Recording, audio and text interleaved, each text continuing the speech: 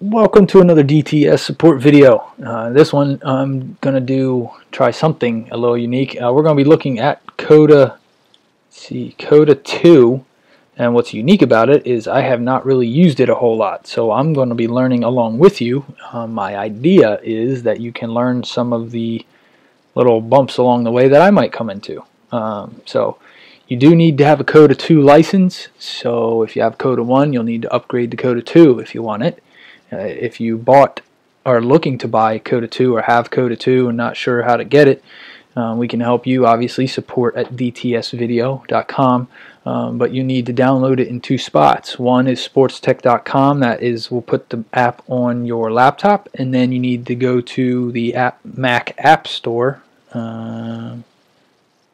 which you can find in iTunes, or it's an application, or and you'll need to find that to get it on your iPad or iPhone or whatever you're using. Which I looked at the iPad mini the other day. It should be very helpful too, worth checking out. Alright, so let's get into this thing and see what we got. So I do like, this should be, I think when I did use this I changed a preference. I think normally this, let's see, let's do it this way. I think this is normally what you might find. You'll come into this window. I didn't, it helps you, helps you with recent things, so that's definitely helpful if you like coming into this. I said do not show because I didn't want to come into this, so we'll see if that pops me back up. There you go. So that's why I got this. Alright. I like to run through preferences often to see at least what's available. I do check for updates automatically, and they have changed or implemented this in sports code, new versions coming out, so you'll automatically get those incremental updates, which is very helpful. I think I would still not recommend just automatically, like it'll check for them, but you don't necessarily, I don't know if it automatically implements them. You might want to check with whoever your account manager is or who set you up with the program to see what their thoughts are. But sometimes it's just best to know if you're okay to do it, that all the bugs have been ironed out, or you might have to update your operating system on your Mac, or update your iPad version or something before updating, because all that kind of works together. So just be careful of that. Startup. The Coda server is helpful if you're in Elite and you're doing a lot of live remote coding. That's what that is. I showed you what that is. I do nothing at this point. So file, there's nothing really. Nothing. We'll get into these. Arrange should be pretty simple. View I do like. On top of the grid they give you a line of whatever whatever device you're using. So the landscape of the iPad, and I imagine they'll be coming out with a mini one soon. The mini, because it's a little different, but that should be in there soon. Some of these you can play with. I'm not going to do them right now. That gives you the general idea. This code and design should be self-explanatory. When we get buttons in here and you're ready to code, you'll click code. Alright, so over here, simple stuff. If you use Apple programs, should be pretty self-explanatory as far as, you want to change colors, you want to change the fonts. I'll show you some different things. Command center again is if you have your device on and moving that around. Server is for remote servers or for remote coding using Elite. I believe does not pertain to Pro, definitely does not pertain to Game Breaker at this point. So I'll pop open my iPad here, and there you go. So it shows what code windows are on there, what timelines are on there. So let's say I have my basketball template out here. You just click and drag that out there. If you have one out there, I'll rename this something else. Baseball. If you've made one on your computer, you can pop it in there. Bam. Good. Pretty easy to transfer. I like building all my code windows on my laptop. I have a mouse. It's easier. I got a lot more options than building them on my iPad. So typically I'll build them here, save them, and then do what I just did there. Alright, so let's get into some buttons. Events, for those who are new to Coda, event is basically the red diamond, the on-off toggle buttons from Sports Code. Or actually they're both. They're the on-off and the one touch. They're all kept in with events. I like the handles. Holding shift keeps it square, you know. There you go, something like that. Holding shift keeps them as you are.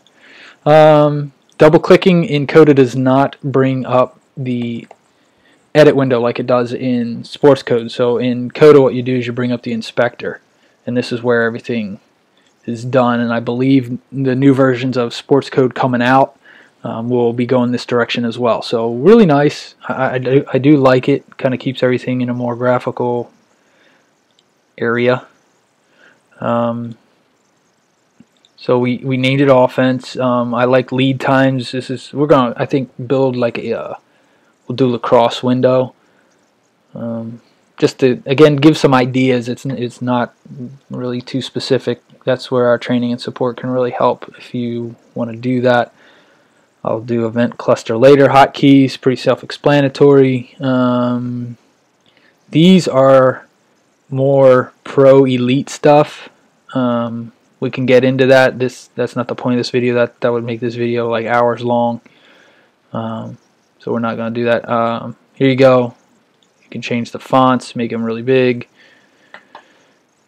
I like the gradient, which is pretty slick looking. I do not know though when you bring them in from Coda into, like, import into GameBreaker or Sports Code and do a sort by the gradient. I'll be honest, I haven't tried that to see. So just another video we'll have to put out for you. That's kind of fun.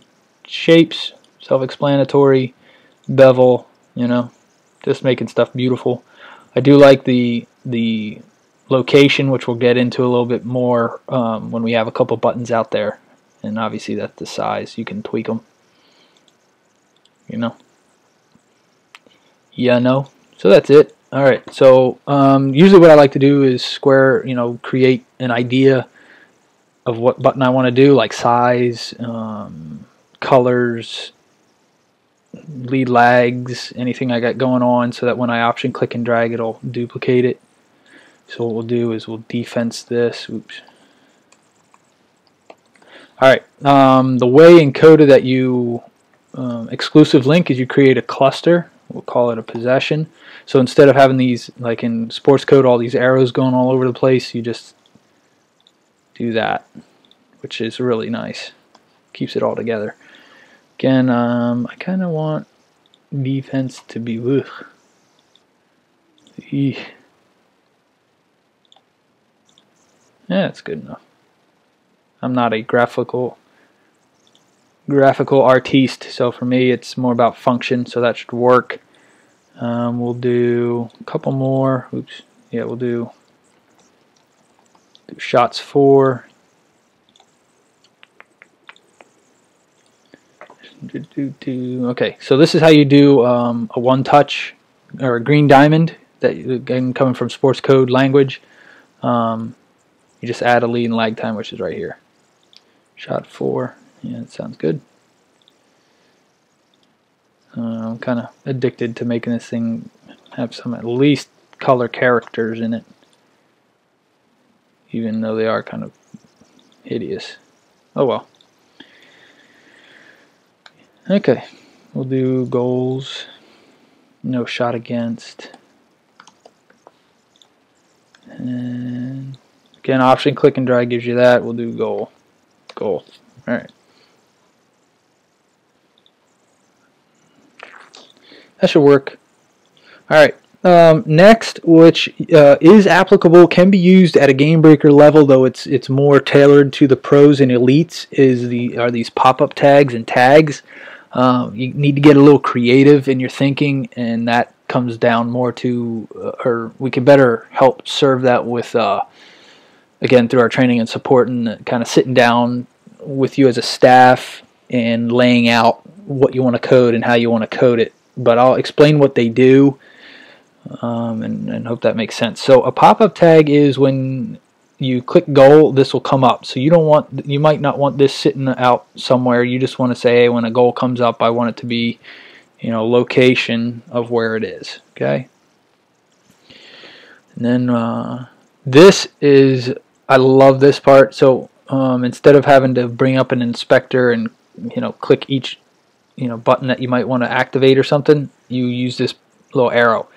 So what I want to do is when I click go, I'm going to hit left. Alright, and I want it to activate shot, so it logs all, because I want to log all my shots and a goal count as a shot, and I want to deactivate offense because it'll be running. Does that make sense? Now hopefully I option clicking. Oh, that's sweet. Oh, that's even better. Oh, that's okay. So it carries, at least in the pop-ups we know, it'll carry your label what you've done over, so you don't have to redo it. So again, the idea is to have a plan of how you want this linked before you just go popping up a bunch of different buttons. So, and you can put these kind of anywhere you want. I would definitely recommend as your code to think of, hey, when I'm on my iPad, maximizing real estate. That's what this is about. So when I click goals, these won't be there until I hit goal, and then they'll pop up, and I'll show you how that works in a little bit. So the other button that functions similar to the pop-up tag but is just visual all the time is a tag. Again, it's a label, and we'll take the same idea and we want to do left. So instead of clicking goal and then left, what I prefer to do maybe is click left and have it activate. I want to activate and tag the goal. I want to activate and tag shot, so I can now have a matrix in Pro and Elite of where my shot locations are with one button press, which is awesome. And I definitely want to deactivate offense.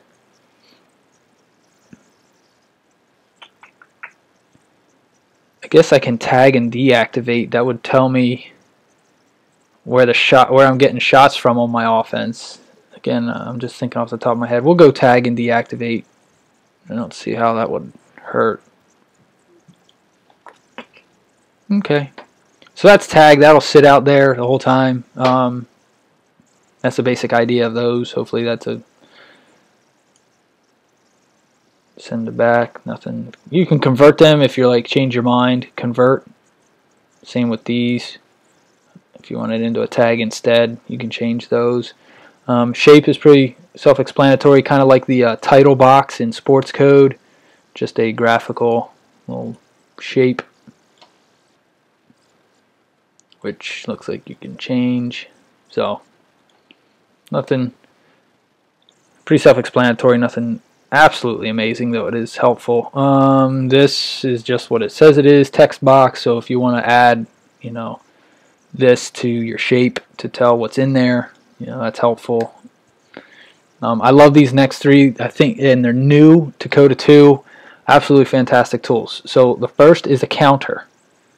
Counter is exactly what it says. So you put this up, you click and drag this arrow, and you can't, it's that green arrow again, and I'm going to put it over shots, and I want number of closed instances is basically every one. So every time I click shot 4, it's going to count that, and that is at all levels. So that'll show up on your iPad if you're, let's say you're coding live during a game, and at a halftime you can look down and say how many shots did we have. So I think it's a fantastic feature. To make it bigger, you just increase the font size, and then let's see if we option it. Okay, we optioned it just to keep the same size. The linking's gone, that's fine. And I want to go to shots against. Oh gosh. Okay, that's been up there for a long time. That's awesome. Alright, so those are just simple counters, but very helpful. Again, you can look at how many shots you have for and against at halftime, quarter, whenever you really find that's helpful. Offense, let's add a counter to that. Show you what else we can do. Total number of tags would be most helpful. Again, thinking off the top of my head, if let's say we had a play called left, we could see how many times we've run the left play. So that'd be good. That'd be helpful if that's something you guys are working on. This can say how many times you've been on offense. Might be helpful. I'm thinking it might not be, but definitely total time could be helpful. How much time do we have on offense? And then we'll do the same for defense.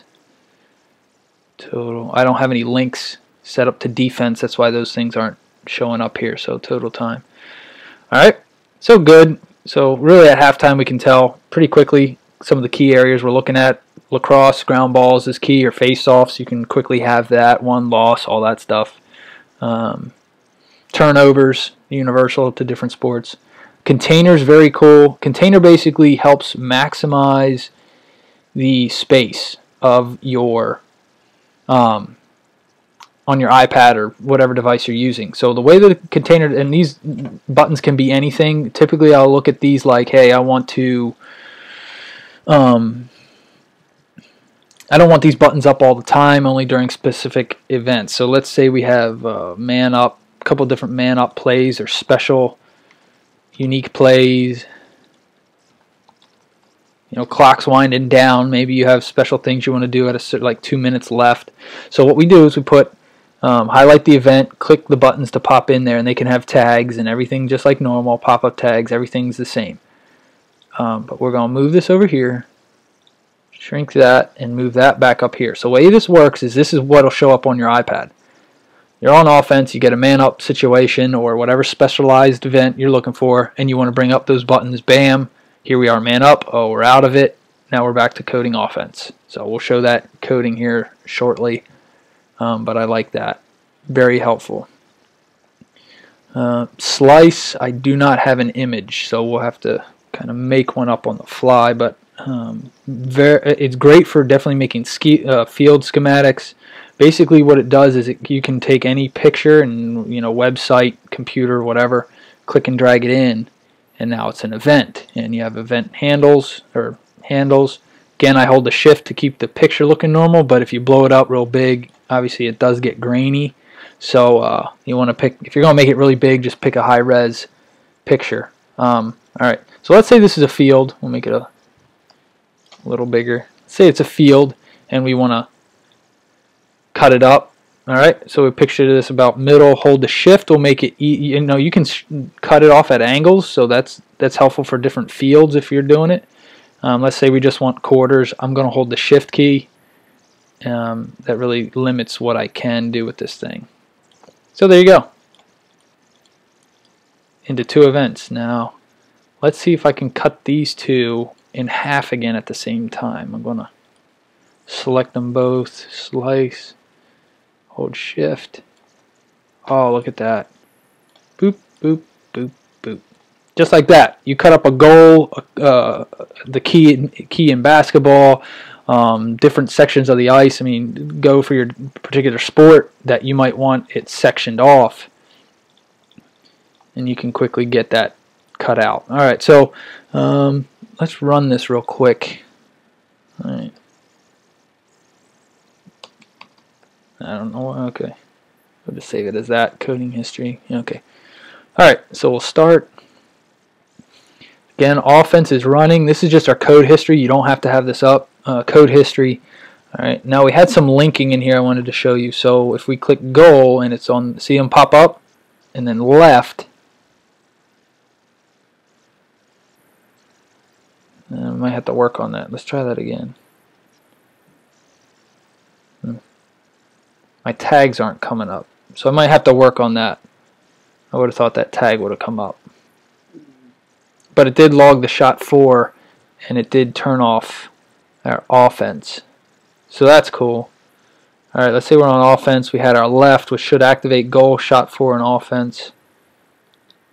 There we go, goal, turned off offense. Shot against, again, same thing.